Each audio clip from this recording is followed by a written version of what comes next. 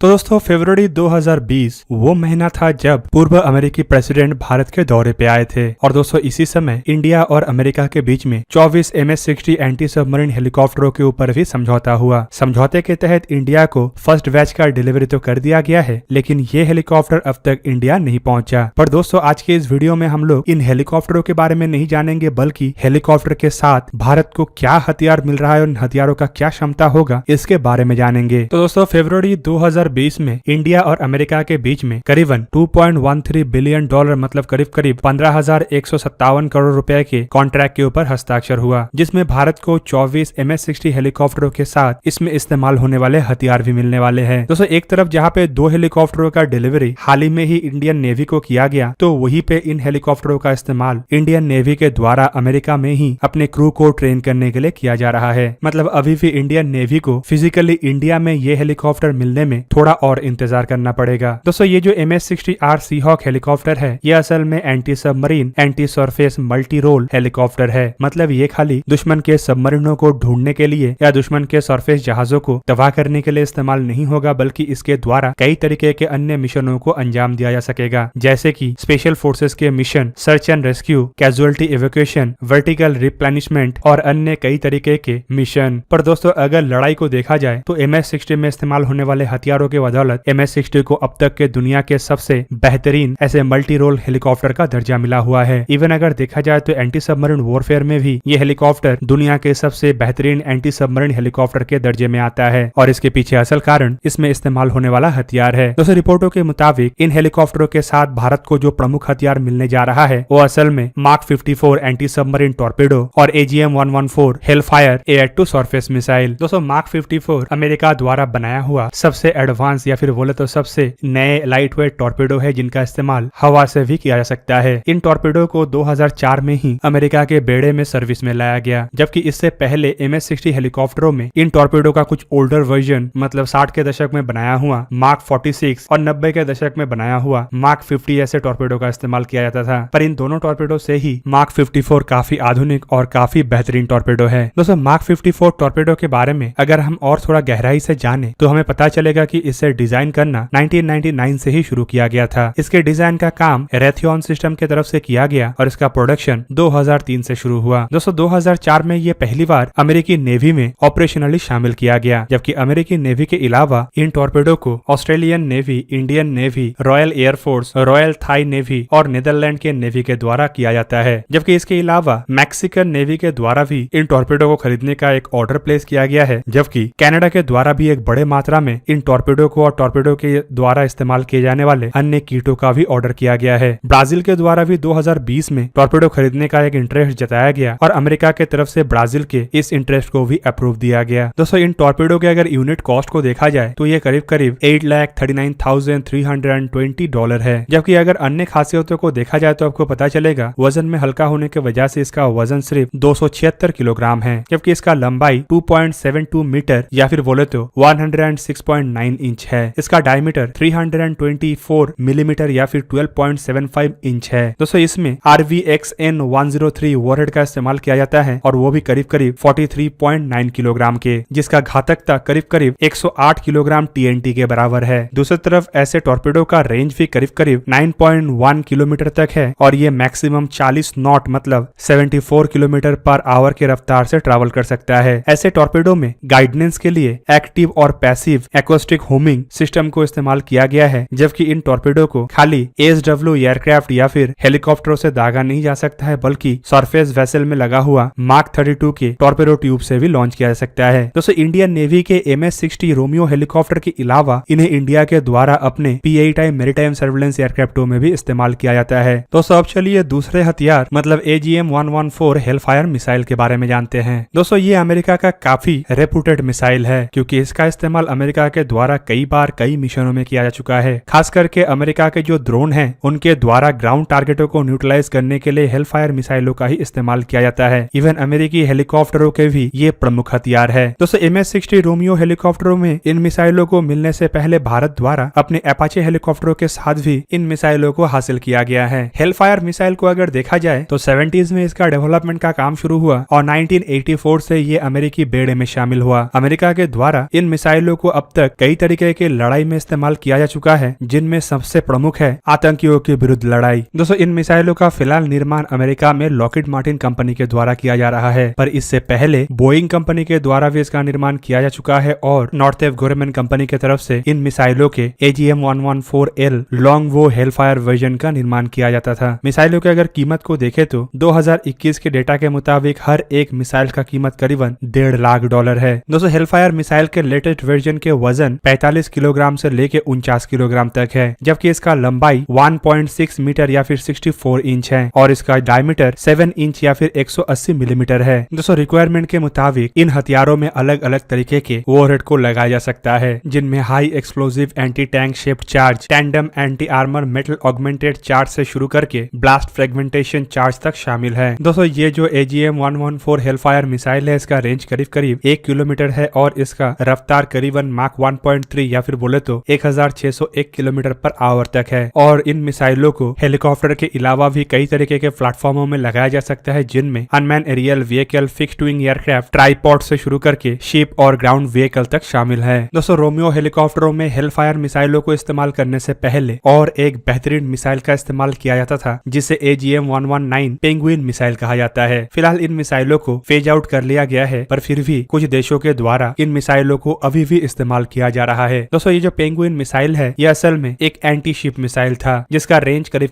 55 kilometre तक था और वजन करीबन 120 किलोग्राम तक है। 1972 से इन मिसाइलों का तैयारी अमेरिका के द्वारा किया गया और अभी भी कई सारे देशों के अलावा अमेरिका के भी कुछ हथियारों में इन मिसाइलों का इस्तेमाल किया जा रहा है। दोस्तों इन दो प्रमुख हथियारों के अलावा इन हेलीकॉप्टरों में कुछ अन्य हथियारों का भी इस्तेमाल किया जाता है, जिनमें advance precision killed weapon system शामिल है। 2012 में बनाया गया ये एक बेहतरीन रॉकेट सिस्टम है, जो 70 मिलीमीटर के कैटेगरी में आता है। 215 किलोग्राम के ये रॉकेट लंबाई में 1.87 मीटर है और ये करीब 1100 से लेके 5000 मीटर के दायरे में आसानी से काम कर सकता है, जबकि अगर इसे एयरक्राफ्टों से दागा जाता है तो ये 2 से 11 किलोमीटर के दायरे में ऑपरेट हो सकता है। फिलहाल ऐसे हथियार भारत को मिल रहा है कि नहीं या भारत द्वारा इन हथियारों को खरीदा गया है कि नहीं, इसके बारे में कोई जानकारी अवेलेबल नहीं है। जबकि इन मिसाइलों के अलावा रोमियो हेलीकॉप्टरों में कई तरीके के गन का इस्तेमाल किया जाता है, जिनमें M60 और M240 जैसे 7.62 by 51 मिलीमीटर के मशीन गन के अलावा GAV-16A मशीन गन और GAU-17A मिनी गन तक शामिल है। इसके अलावा दोस्तों रैपिड एयरबोर्न माइन क्लियरेंस सिस्टमों को भी इसमें लगाया जा सकता है और इसके लिए इन हेलीकॉप्टरों में मार्क 44 मोड 0 30 मिलीमीटर के कैनन को भी फिट किया जा सकता है। कुल मिला के अमेरिका के MS-60 रोमियो हेलीकॉप्टर एक बहुत ही पावरफुल पैकेज के साथ भारत को मिलने जा रहा है, जिनमें एटलीस्ट ये तो कंफर्म है कि भारत को हेलफायर मिसाइल और मार्क 54 टॉर्पेडो इन हेलीकॉप्टरों के साथ ही हैंडओवर किया जाएगा। तो दोस्तों ये था आज का वीडियो। अगर आपको वीडियो अच्छा लगा तो उसे लाइक कीजिए और मेरे चैनल को सब्सक्राइब कीजिए और साथ में बना हुआ बेल आइकन को भी प्रेस कर दीजिए, ताकि आप मेरा वीडियो देख पाए सबसे पहले। जय हिंद।